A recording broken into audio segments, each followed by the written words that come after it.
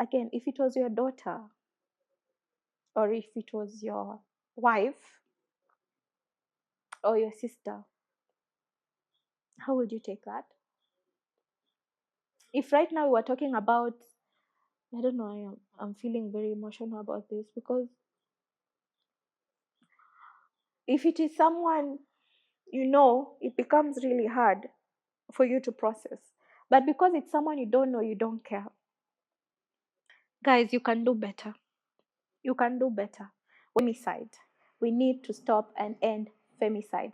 Not only in Kenya, but in every corner of this world that a woman steps on, which is literally everywhere. For instance, just in Kenya, in the last 90 days, there's been over 100 women killed. Students, children, wives, mothers, I mean, women in every scope. And you might say, Anita, you're exaggerating. I can assure you myself, I have almost been raped 3 times before I turned 18.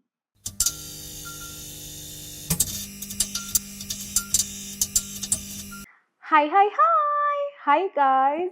Welcome to the Real View podcast, Kama K Kama Kawaida. I am your host, Rachel Anita. And today I am coming with a very passionate topic that I feel everyone should be talking about in Kenya right now and all around the world. Femicide. We need to stop and end femicide. Not only in Kenya, but in every corner of this world that a woman steps on, which is literally everywhere. You might start by asking, what is femicide and what makes femicide different from just someone dying from malaria or any other disease? Well, femicide is the killing of women, very specific to women, biological women, often due to gender-based violence. So why do we say femicide has to end? For instance, just in Kenya, in the last 90 days, there's been over 100 women killed, students, children, wives, mothers, I mean, women in every scope. And this really hurts me as it gets me a bit emotional because I have been in spaces where women are often neglected, harassed in all ways and shapes and form. And I can assure you, if you're a man watching this, you probably don't know what it means to be a woman. And I'll just give you a short example. I'm feeling like crying. There's no woman I know who has never been sexually harassed. There's no woman I know who can easily leave their house at 1 a.m. and just decide to go somewhere without checking with a friend first. There's no woman I know who has not been, again, threatened, their life threatened by either a male colleague, their partner, anyone in their space. And you might say, Anita, you're exaggerating. I can assure you myself, I have almost been raped 3 times before I turned 18. And I had people around me to support me, to protect me. When I was a kid, someone actually tried that thing when I was about 6 years old. Again, I had people who came out and tried to protect me. Now back to femicide. This episode is about creating awareness and exploring ways we can protect our women. Because just because a woman says no does not give you the right to choose what they want to have. A no is a no and a yes is a yes.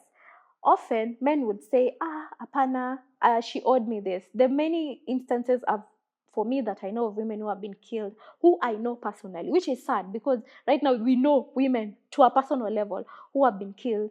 Most of it is financial. Unapata, the guy says, I invested so much in this woman. I probably paid for her school fees. I paid for her dowry. That means I own her.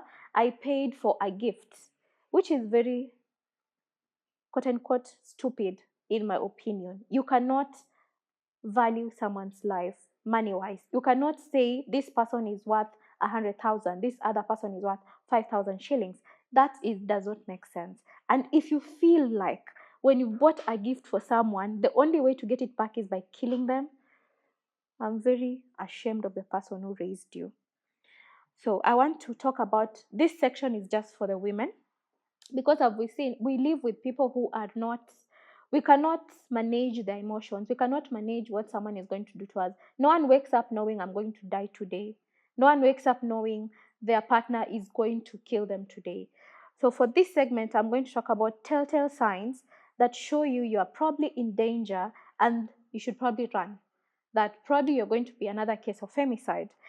Number one, what I've seen mostly is controlling or obsessive behavior from partners, because sadly, more than half the times when femicide happens, it's because of our partners. Sadly, these are the people we love the most who often betray us. So how do we an example of controlling or obsessive behavior is, for instance, if you have a partner who cannot let you go out by yourself, who wants to know every inch of your day to the T, and you do not even have a minute to spare. I know it might be cutesy at first. You're in love, you're very excited. You're like, you know what? This guy you're texting 24/7, and it's great. It happens in the beginning.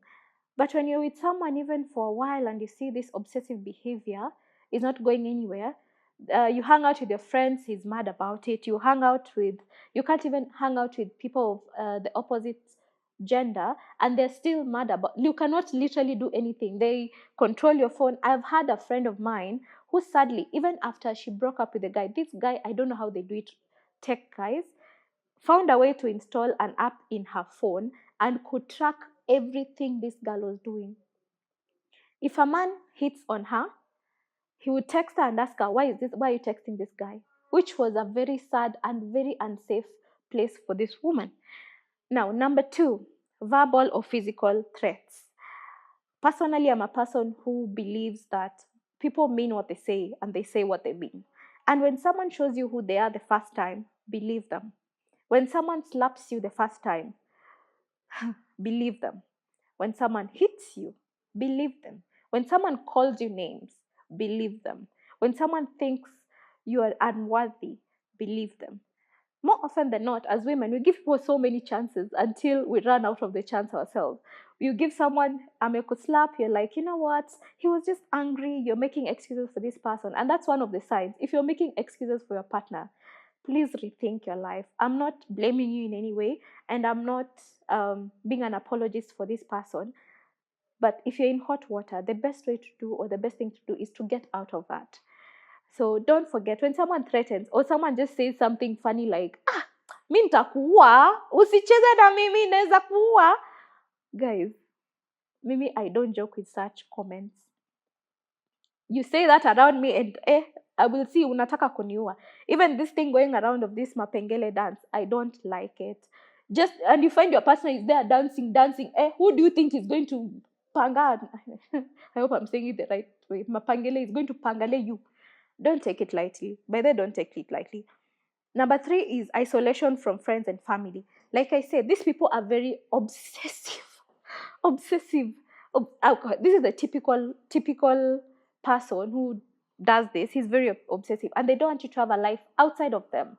Think about it. If something goes haywire, who are you going to run to? If this person has cut off your friends, cut off your family, jipende tu kidogo, my dear sister, jipende tu kidogo. And sometimes we put this person's need in front of our own, and this causes so much hate even to ourselves. Because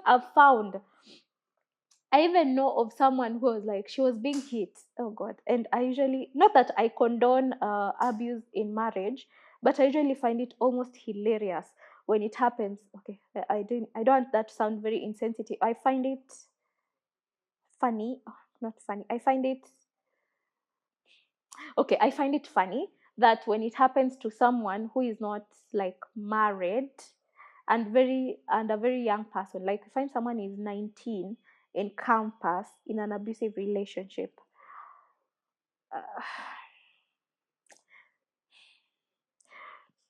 Just think about it. So remember to look at these red flags, because they're literally, you don't need a lot of red flags. Kwanza ikikuwa tu kama pink, ikishaanza kuwa pink, run, my sister. When someone is obsessive, someone does not want you to hang out with them, someone does not want you to have even any tiny bit of private space, someone does not even want you to enjoy your life, just run. Please run. Now I'm moving on to how women can stay safe. Now, umekimbia from this person, what are you going to do? Please trust your instinct. Number one, trust your instincts. Mtu akisema something, when they say it, they mean it. Trust your instinct. If you are somewhere, for instance, you are at a party And all of a sudden, our sixth sense, or is it our seventh sense? Our gut, when all of a sudden you just feel like things are not going the way you think they should, please leave.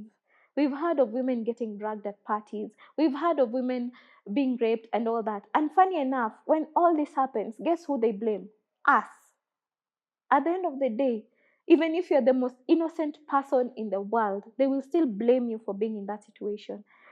So I'm not condoning or apologizing for the insane creatures who do these things, but I'm asking you as a woman to please take that extra step or extra measure to keep yourself safe. If you are in a situation, my friend, you are in town in the middle of the night, you feel like someone is following you, run for your life. At the end of the day, that could be the only thing that saves you. That could literally be the only thing that saves you. You feel like this guy is looking at me funny. Do not start thinking it's butterflies. And again, the funny thing, by the way, guys, the funny thing about the people we end up settling with or the people we end up having healthy relationships with is that they don't feel like butterflies. They feel like home. And if a guy is giving you anxiety, if a guy is making you, every time unamwona your heart is just beating, you're just like, you're sweating and that probably is not the guy for you. When a guy is for you, you will feel safe. You will feel loved. You will feel you're just enough. Vile tu uko. All right? Number 2 on that, how you can stay safe, is sharing location with friends. If you're going out, please share a location. These days, our phones have that feature. You can share your location with anyone at any time. For instance, myself, anytime I find myself in an Uber, sadly, that is where we are right now. Unapanda Uber, you don't know if that person is okay. The moment I step into that Uber, even if it's a 10-minute ride, I always share the location with my sister or my husband or someone, because I don't know if huyu mtu atafika alafu ikue ikakuwa. So do not take such short things for granted. Again, avoid situations that make you feel unsafe. You don't have to go everywhere at the same time. Avoid it. And yeah. So also, when it comes to how women can stay safe, if you are in an abusive relationship, or if you feel like you don't have anywhere to run, which sadly is the position of most women I have talked to in these situations. Most women are in abusive relationships because they feel like hawana anywhere else to go, and you end up dying because you feel like hauna anywhere else to go. Guys, there are so many organizations going on right now, and especially I have to shout out to Usikimie. It's an organization run by a woman. I've forgotten her name. It's on Instagram, Facebook, I think everywhere. If you are in a situation where you feel like your life is threatened, if you're in a situation you feel like you have nowhere to go, just call that number. That lady comes to you, and as you're watching this, and even if you're not in a situation where you feel threatened, you can support that lady. She's doing very fantastic work out there. She has saved so many women from death, I believe, and girls and small babies and men too who are in abusive relationships. And that is awesome. There are very many homes right now. There are very many shelters. Legal aid, I'm not sure. I always feel like our police is a joke, but just run to them. Maybe they will help, but sometimes they're a joke. They're a joke.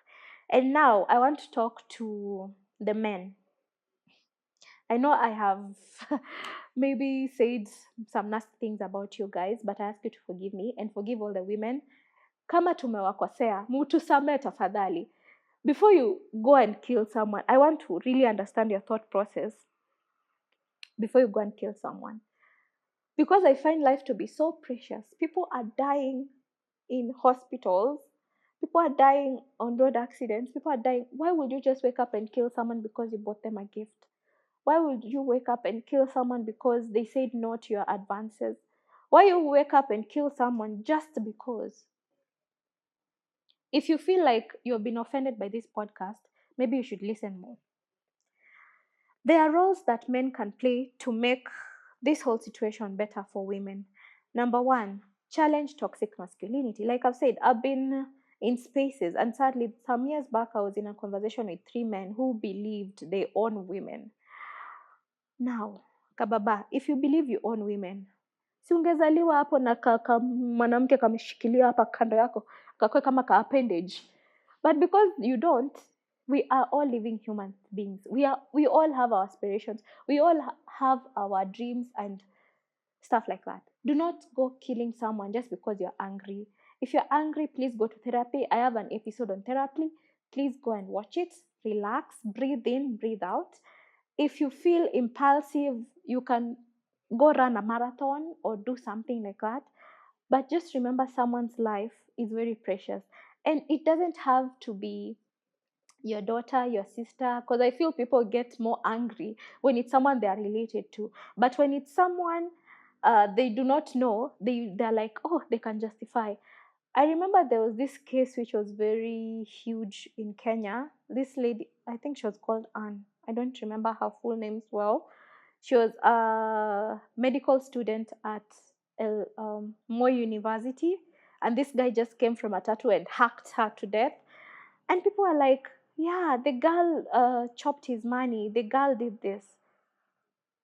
Again, if it was your daughter or if it was your wife or your sister, how would you take that? If right now we're talking about, I don't know, I'm feeling very emotional about this, because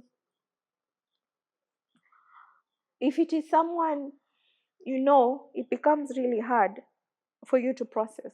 But because it's someone you don't know, you don't care. Guys, you can do better. You can do better. When you're in a setting, people, maybe you're hanging out, you're drinking, and then someone just says something random as a joke, like, mimi huyo demu wangu akinifanyia hivyo mimi naweza muua vibaya. Please caution that man and tell him that is not welcome here, because at the next time mtu akifanya kitu kama hiyo, it's not nice. It's not nice that as a woman right now in Kenya, past 8 p.m. I can't go anywhere. Like I've said, I get into an Uber, I am scared. I go to the mall, I am scared. I go to the petrol station, I'm scared. I don't know if a man will come and pour kerosene on me, nanipane, petrol on me. I go to a party, I am scared. I go to a concert, I am scared. There's literally no safe place for women. We go to hospitals, we are raped and killed. Like, tutaenda wapi, guys? You need to do better. You simply need to do better than that. We don't owe you anything, neither do you, but you do owe us something, making this place a bit safer for us. So remember to, if you feel offended, again, like I said, communicate, run a marathon. There are many ways to control anger. We'll work on that. But it is not fair to harm women just because you can. We need to create a safer society for women, and we need to work on that. Remember, femicide is not just a woman's issue. It is a societal issue. It is how we relate to women. It is how we regard women, and we need to do better as a society. And I want to put out this call. We are having a walk on 10th of December. Please, I want you all to come. Women, men, I would like to see you there in your numbers. We need to shout. We need to scream. We need to let all this anger go, because women, we are suffering and we cannot keep quiet anymore. We cannot keep quiet. Like I've said, we are scared of leaving our houses. We are scared of our boyfriends. We are scared of our husbands. We are scared of even our sons. Please do better. And the government of Kenya, please do better. Si kutenga, kuteka, kutenga. Please do better for us. The police, hey, jamani. How many times does a woman have to report someone? How many times do we have to go out of our way? Please. Thank you. And I'm crying on this one. So sorry, guys. Don't forget to like, subscribe, and comment. And let me know how you feel about this. Thank you. And thank you so much for listening. Bye.